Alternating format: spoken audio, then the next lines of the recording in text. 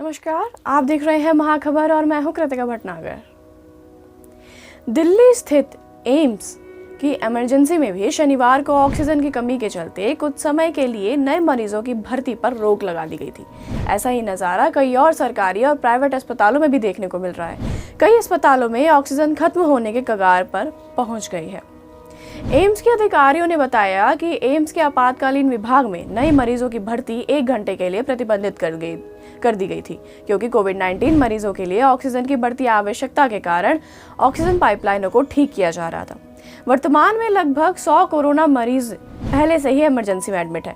यहाँ पहले से ही एम्स के विभिन्न केंद्रों में भर्ती 800 से अधिक रोगियों के अलावा भर्ती चालू और आपातकालीन विभाग में भी काम कर रहा है। वहीं दिल्ली के सरोज सुपर स्पेशलिटी अस्पताल में ऑक्सीजन खत्म होने की कगार पर है। अस्पताल के कोविड प्रभारी ने शनिवार को बताया कि हमें अभी तक बैकअप ऑक्सीजन की सप्लाई नहीं मिली है। हमारे पास 70 मरीज हैं जो गंभीर स्थिति में हैं और उन्हें ऑक्सीजन की ज़रूरत है। अगर हमें ऑक्सीजन की आपूर्ति नहीं होती है तो बड़ी आपदा हो सकती है। हमने मरीजों को छुट्टी देना शुरू कर दिया है और ऑक्सीजन की कमी के कारण हम नए मरीजों की भर्ती करना बंद कर दिया है। उन्होंने कहा कि ऑक्सीजन के बिना हम मरीजों का कैसे इलाज करें। वहीं प्रीत विहार स्थित मेट्रो अस्पताल में मरीजों को छुट्टी देने के लिए कहा जा रहा है। यहाँ भी ऑक्सीजन खत्म होने के कगार पर पहुंच गई है। बत्रा अस्पताल के कार्यकारी निदेशक डॉक्टर सुधांशु ने कहा कि हमारे अस्पताल में दोपहर 2 बजे से ऑक्सीजन पूरी तरह से खत्म हो गई है। हमें कोई उम्मीद नजर नहीं आ रही है, क्योंकि पाइपलाइन में भी ऑक्सीजन की सप्लाई नहीं है। हम इस मुश्किल वक्त में अपने मरीजों के लिए प्रार्थना करते हैं। दिल्ली सरकार के लोक नायक अस्पताल जयपी प्रकाश अस्पताल के निदेशक डॉक्टर सुरेश कुमार ने शनिवार को बताया कि हमारे अस्पताल ने भी आईसीयू बेड पिछले 4-5 दिनों से भरे हुए हैं। कुछ गंभीर रोगियों को ऑक्सीजन स्तर को बनाए रखने के लिए प्रति मिनट 40-50 लीटर ऑक्सीजन की आवश्यकता होती है। ऑक्सीजन सप्लाई चेन भी प्रभावित हो रही है। वहीं ऑक्सीजन संकट को लेकर दिल्ली के सर गंगाराम अस्पताल के प्रमुख डॉक्टर डी.एस. राणा ने आज कहा कि सरकार भरसक प्रयास कर रही है, लेकिन शायद वह खुद ही लाचार है। मदद के लिए केंद्र से और राज्य से अपील की गई है। कोविड बेड बढ़ा दिए गए, लेकिन ऑक्सीजन की पर्याप्त मात्रा नहीं है। हम कैसे काम करें? इस बीच दिल्ली हाईकोर्ट ने शनिवार को कहा कि अगर केंद्र, राज्य या स्थानीय प्रशासन में कोई अधिकारी ऑक्सीजन सप्लाई में अड़चन डाल रहा है तो हम उसे बख्शेंगे नहीं, उसे फांसी पर लटका देंगे।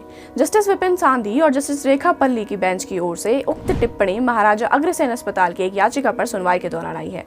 कोरोना महामारी के दौरान ऑक्सीजन की कमी के चलते मरीजों की सांसों पर आए संकट को देखते हुए महाराजा अग्रसेन अस्पताल ने जल्द से जल्द ऑक्सीजन दिलाने के लिए दिल्ली हाईकोर्ट में याचिका दायर की है। हाईकोर्ट ने दिल्ली सरकार से कहा है कि वह बताए कि कौन ऑक्सीजन की आपूर्ति को बाधित कर रहा है और कहा कि हम उस व्यक्ति को लटका देंगे। बेंच ने कहा कि हम किसी को भी नहीं बख्शेंगे। कोर्ट ने दिल्ली सरकार से कहा कि वह स्थानीय प्रशासन के एक ऐसे अधिकारी के बारे में केंद्र को बताएं ताकि वह उनके खिलाफ कार्यवाही कर सके। इस दौरान गृह मंत्रालय के अधिकारियों ने हाईकोर्ट को सूचित किया कि देश भर में अधिक संख्या में मामलों के कारण ऑक्सीजन सप्लाई करने वाले टैंकरों की कमी हो गई है। उन्होंने यह भी कहा कि राज्य सरकारें बहुत मेहनत कर रही हैं। उन्होंने कहा कि दिल्ली और केंद्र को मिलकर काम करना है। हाईकोर्ट ने कहा कि दिल्ली सरकार को क्रायोजेनिक टैंकर्स की खरीद के लिए सभी संभव प्रयास करने चाहिए। हमें उम्मीद है कि दोनों सरकारों के अधिकारी इस संबंध में समन्वय करेंगे। इसके साथ ही दिल्ली हाईकोर्ट आवश्यकता पड़ने पर अस्पतालों को सुरक्षा प्रदान करने के लिए सिफारिश करते हुए कहा कि हम जानते हैं कि जब लोग अपने प्रियजनों को खो देते हैं तो लोग कैसा व्यवहार करते हैं। हालांकि कोई कानून व्यवस्था की स्थिति नहीं की गई है।